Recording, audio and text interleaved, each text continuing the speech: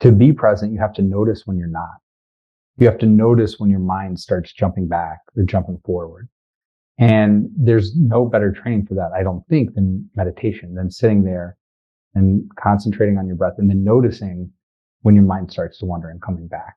Let's learn how our next guest gets up, dress up, and show up on purpose. Enjoy the episode.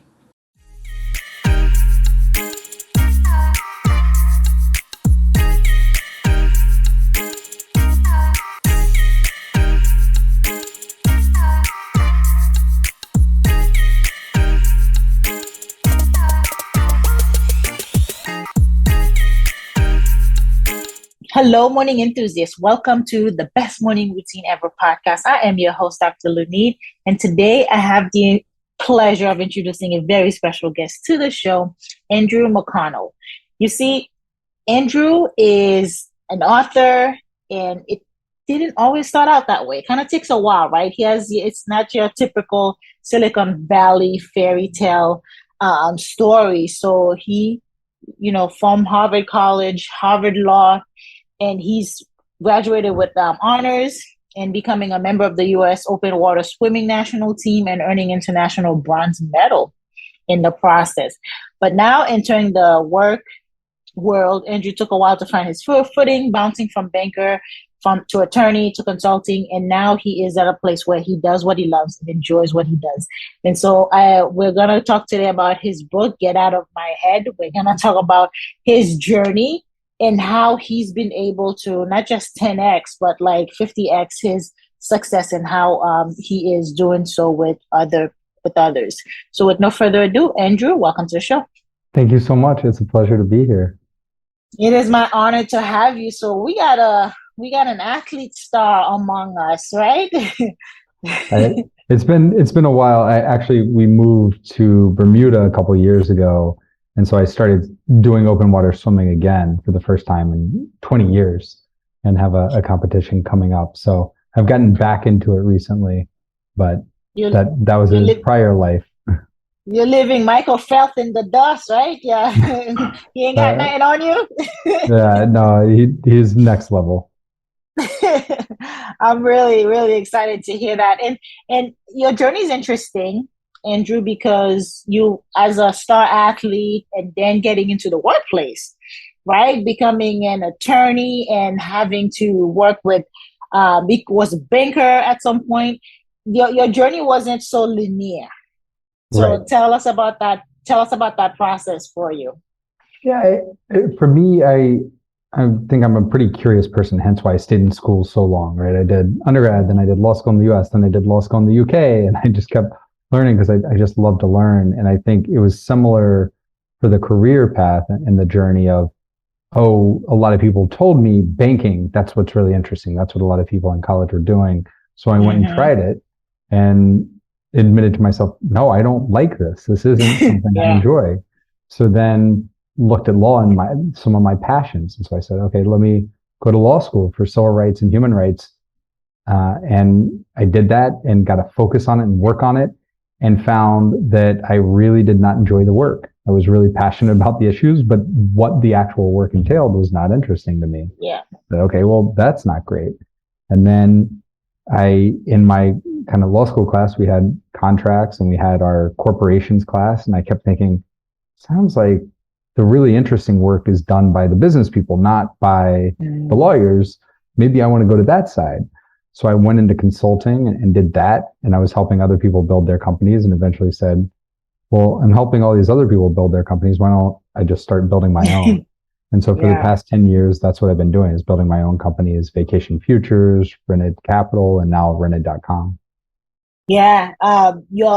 You asked the right questions, right? There's a book called Leaders Ask Great Questions. And it seems like with every pivotal point of your journey, you're asking the right questions. Okay, this sounds like the businesses are having more of a benefit here. So why don't I go start my own business? Why don't I work with those people instead? So those questions were able to kind of guide you towards your next step. It's almost like you've lived 9 lives. It really is. I think so often, and I'm guilty of this as well, we'll default to just moving forward. Hey, I'm already in this, so let me just keep going. And we don't ask the questions. So if you have a great question, that's great. But just asking a question, starting with a question to even ask, instead of just assuming, oh, this is all there is. Start to ask, hey, is there all this is? Is there something else that I'm interested in or that I'm missing or that I would want to pursue and working towards that? Yeah. And so having those different, you had different experiences, but learned different skill sets to kind of absolutely lead you to the next venture, right? Tell us about what some of the skill sets that kind of is universal in your, becoming an employer, from an athlete to an employer, to being in, and now owning your own business, and having 3 different companies, and now an author. Yeah, I mean, there's something taking away from each one. So the athlete side, just that diligence and the commitment, and even when you're tired, needing to go to practice and training and competing when you don't feel great, and being part of a team, that it's not always about the individual time, but really this team mindset of, hey, how are the team scoring? How are they earning points? That carried over in every endeavor I had. The analytical skills, I tell people, they say, well, did it help going to law school? Do you use any of that? So not the law per se, but the process of how we would think through the law. So all of law school is really, here's this case. Was this decided correctly? How did they think through it? What is the logic? And really debating that out made me, I believe, a much better problem solver, which made me a good consultant, which helped me see opportunities and see ideas to start new companies. And then when we're facing problems, to address those problems, to problem solve and work through it in that collaborative way. So I think at every step, it's compounding. It's not all one, it's not all the other. You're building something, as long as you're thoughtful about it, that ideally is better than where you began. And I can agree and attest to that. I have my doctorate and PhD in business and psychology, and working through a dissertation, it was kind of like that. It was just like, how do you process through the information? How do you decipher it? Right? How do you creatively think about it, and then it leads you to the answer you're looking for, and then it poses another question, and then you realize the more you know, the more you don't know. Right. It's that Dunning-Kruger curve, right? Of when you don't know anything, you don't know how little you know. It's once you start to learn, you realize how much you don't know. And then it just keeps going from there.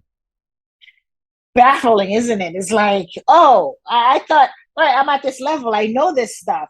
And then you realize, oh man, there's a whole another door of things I don't know. And that applies in entrepreneurship. So let's talk about that process for you. You have multiple businesses, right? And multiple $1 million businesses at that. So tell us about what that, if we stay on that mindset of once the more you learn, the more you realize you don't know. So, I mean, the first company, I came up with the idea just because I was naive. I didn't know anything about the industry. So it worked this one way. And I said, well, that doesn't sound like that's the best way. Why doesn't it work this other way? And when I asked that question, people looked at me like I was an idiot and said, well, yeah, if there was a way to do that, everybody would do that other thing. But everybody, that sounds amazing. Let me go try to build that. And I mean, that business grew very, very quickly. We were doubling each month. We got up to $2 million a month in revenue. We're just kind of churning through. But then it kind of capped out. That was as big as that business got. And so then I had to learn and say, okay, well, why? Why is this not continuing to grow? Industry is much bigger, and saw some limitations, which instead of saying, okay, this is a limitation, said, oh, well, then this is an opportunity. We can address this in this different way.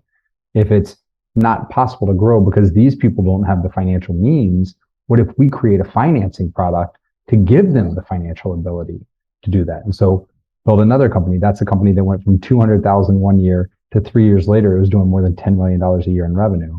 It just grew like wildfire that fast. It took off like no other.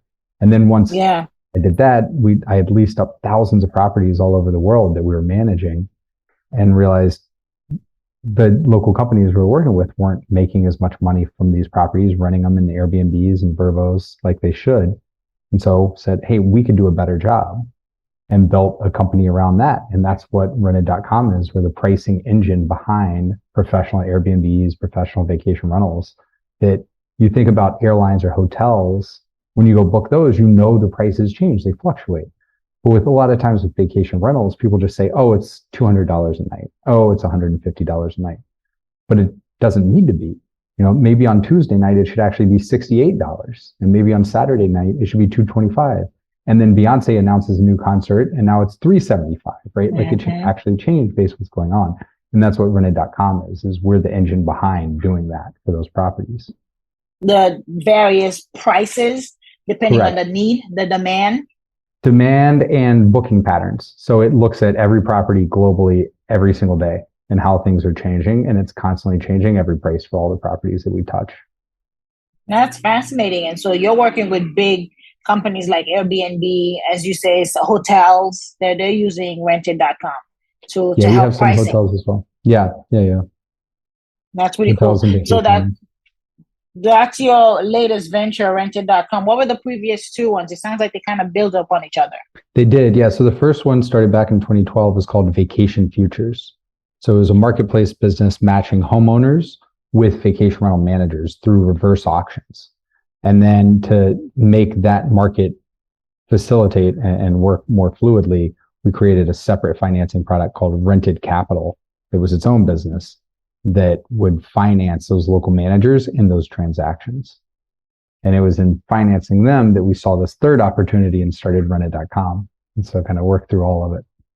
Yeah, it's all interconnected because then I can see your banker background coming in with the second with the second one. So it just kind of led to it. It contributed to who you are or what you have now, all the experiences. And that's there's a Stoic quote that I think people don't even realize is from Seneca of luck is when preparation meets opportunity.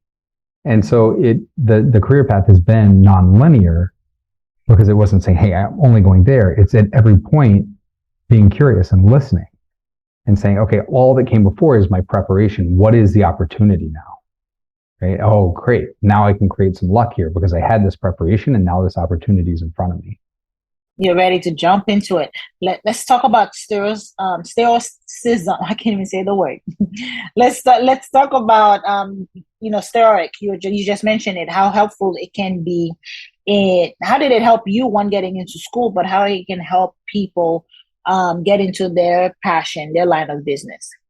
Yeah. So I mean, for me, Stoicism, it certainly doesn't have a monopoly on this thinking. I think Taoism, Buddhism, a lot of other religions have some of the same core principles, but it comes down to this concept of really separating out what's in our control and what's not. And when you boil it down, the only thing in our control is our mind. Mm-hmm. Our body, a virus can get in it, make us very sick. Our physical possessions, they can break, they can be taken away. Even if you're a Russian billionaire, the government can come take everything away, right? The only thing we have and that we own and can control is our mind. It's our greatest asset. And yet we spend our entire lives giving it away to people for free and just renting the pieces back. We give it to social media. We give it to the news cycle. We give it to the person who cut us off in traffic and we're angry the rest of the day. That person doesn't know we exist, but they own our mind. They own our whole mindset the rest of the day. And we're just renting what's left over after we gave it to them. And so for me, that's kind of what led to writing this book is looking around saying, oh my God, I work in this industry about renting. I have rented.com and renting homes. And we always talk about these really valuable assets, but the really valuable asset is our mind. And we're all acting like renters instead of owners. And how and why has this happened and how do we address it? And so that's what led me down this whole path of, oh, wait, it's not our fault. Our biology is making us act this way because for hundreds of thousands of years, we didn't live in societies. We lived in the plains. Like we had totally different environments we evolved for. And now we're getting flooded with data, with podcasts, with news, with social media, with videos and texts and Snapchats and everything else constantly that our brains never were evolved to cope with. And so it's not our fault, but now that we know that the problem exists and we know that it does this, what can we do to address it? And so that was a purpose behind the book of, okay, here's the problem, but here's the solution. And so it's built around these 13 core tenets with very tactical exercises. So it illustrates it from real life examples of Navy SEALs, of the founders of huge companies, of artists, of Olympians, people who've taken these ancient practices and put them into practice in today's world to really amazing effect. And not just leaving it at, oh, this is a great aha moment, I feel really good, but now here's the exercise. Here's what you now go do to put this into practice in your own life to now feel that change. And these were all exercises that, over years and years and years, I started developing myself to say, okay, I'm having to address this problem. What's the best way to do it? And so that's how I wanted to develop this and share it with as many people as possible. Mm-hmm. And then with the notion of, you're all about the rented space, right? And so we're renting our own mind or head space because we're giving it away for free, as you say. So this is a shift to start investing. Correct. Right? Yeah, once you're an owner, you can decide how and where to invest it to make it worth more, to make it better and greater. Exactly. That's exactly it. So, and now we're investing in our head, in ourselves, and investing in our mind, and actually saying, is this next conversation going to benefit or add to my asset value? Right. Versus eating away at it. It's so interesting because my husband and I were just talking about that. And so it's perfect timing, because now I want to, if you don't mind, share with us, you have some practices, some exercises, share with us one that our listeners can actually begin to practice or put in perspective. Yeah, so one that I find incredibly useful and kind of a great baseline to start is what I call zero-based calendaring. So if you think about when you normally create a budget for a business or for your home life, you say, okay, here's what I spent last month or last year, and then here's what we can do next year. Here's how we need to adjust it. There's another way to go about budgeting where you just wipe everything clean. And you say, okay, starting from scratch, what do I need? What should I put in place? And so every quarter I go through the process of zero-based budgeting my time, because my time is my life. That's where I'm spending my mind, and saying, how much time each day do I want to sleep?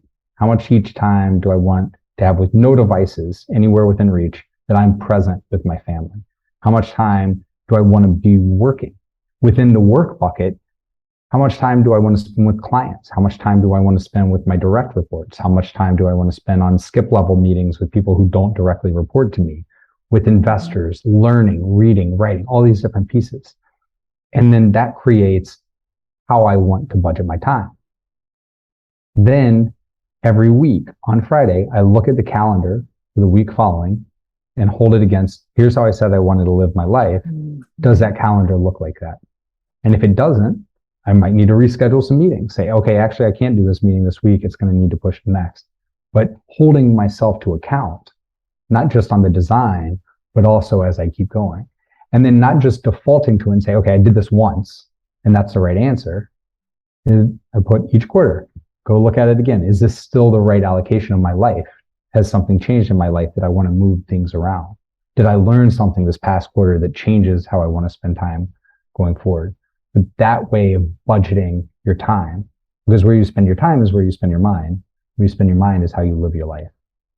It's so interesting. It's super intriguing just to hear the concept, because then you can decide on every quarter who needs to get cut out out of your schedule. Those routine conversations that lead nowhere.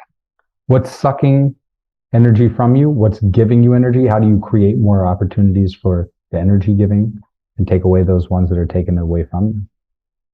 Yeah, that is true, because you gotta spend your time with the right people who are gonna fuel you. There was a quote that says, if you're in a circle and the people in that circle don't inspire you, then you're in a cage, right? Because then you're locked down. You're not mentally growing. You're not thriving in the way that you should. And that's essentially what the stuff that you're talking about. Yeah. I love the title of your book, Get Out of My Head. Who are you talking to? So there are three people. They're not three people, but there are three things that we can give our mind away to. There's other people, which is the obvious one, right? We're choosing who we give our mind to, whether we're spending time with them or not, right? Like the person who cuts us off in traffic, we don't know them, but we gave our mind to them when we started getting angry. There's other people. There's events and circumstances outside our control, right? I'm sitting here about to get hit by a Category 3 hurricane. I could sit there and kind of whine about it, worry about it, but that's not going to help. That's not in my control. I can't decide what the weather's going to do. Events and circumstances. And then the third is the most difficult. And that's different and imagined versions of ourselves. That's the past us. That's the future us. It's, oh, it'll all be great once this thing happens. Oh, it'll be great if I just had this other job or if I just did this other thing. It's all these things that we imagine. Because the reality is we only ever live in one time, and that is right now. The future only can exist in our imagination. The past only exists in our head. The only time we actually live is now. And so how much of the time do you want to be spending in the past and the future versus actually living your life? Oh my goodness. The book is teaching us to be present. It's teaching us to be here now. That's be in the moment. Yeah. Be in the moment. Okay, so now I do have to get into that with you. What are some disciplines, some of the habits that you actually implement on a daily basis to live that truth? Yeah, so for me, I mean, how I start my day is pretty programmed, right? So I don't set an alarm, but I wake up roughly 5:27 or 5:28 every single day. So weekend, nice. Whatever it is, that's when I wake up. Look, that's the time. And I get up and first I do some kind of what I call prehab exercises. So it's to get moving, it's to get my blood flowing. But it's things to kind of help my back and hips and stuff, different kind of exercises, some sit-ups, some push-ups to get moving. Then I do a little bit of Mandarin to get my mind working. So I use Duolingo and do some Mandarin practice to get that going. And then I just sit for 20 minutes and do a meditation. And then sometimes that's when my daughter comes in and she'll sit with me if she wakes up early. And if not, then I go and do my journaling. So I use different journals. Right now I'm on a Calendar of Wisdom by Leo Tolstoy. I've done the Daily Stoic. I've done a bunch of other ones, but I do some journaling where I have a prompt and then I just write. And then it's family time. So then devices aren't around. It's making breakfast for my daughter, making lunch and talking to my wife and getting all together, and we all get ready for the day. And then take my daughter to school, and depending on the time, I may get a swim in then or get the gym in, and then really dive into the work day. Yeah. So if you're taking your daughter to school, I'm curious what time she gets up to join you for that meditation, because then that's all taking place before 7:30-ish, 8 a.m. Yeah, before 8. Yeah. So if she gets up at like 6:15, then she's up in time for the meditation. So it just depends what time she wakes up. So most days she sleeps late enough that I get the meditation and journaling time before she's awake, which is kind of how my schedule is ideally designed. But some days she just wakes up early and she knows not to come in and say, Daddy, I want breakfast, can do this. She just comes and sits in my lap and we just meditate together. That's beautiful. You incorporated the family into it. And also she knows, she knows that's Daddy's time. She knows Daddy needs our time. Yeah. I mean, for me, I think it's a skill. I think it's the ability to have that noticing, right? Like when we talk about being present, to be present, you have to notice when you're not. You have to notice when your mind starts jumping back or jumping forward. And there's no better training for that, I don't think, than meditation, than sitting there and concentrating on your breath and then noticing when your mind starts to wander and coming back. And so to be able to share that with her and help teach her that skill set at this age, I think it's just one of those things that's going to give her a great gift all throughout life. Yeah, a great start. And that stuff is not taught in the schools because you think about schools, and you've been in school for a while. There's nowhere in your journey where somebody told you or taught you how to concentrate. And we hear teachers telling our kids all the time, focus, concentrate, but no one ever teaches us how to concentrate. Right. That's where the meditation comes in and becomes super powerful. Yeah. Can we control our attention as opposed to other people controlling it? Yeah. And you mentioned this earlier, but I was thinking the only thing we can control, you started off with, was our mind.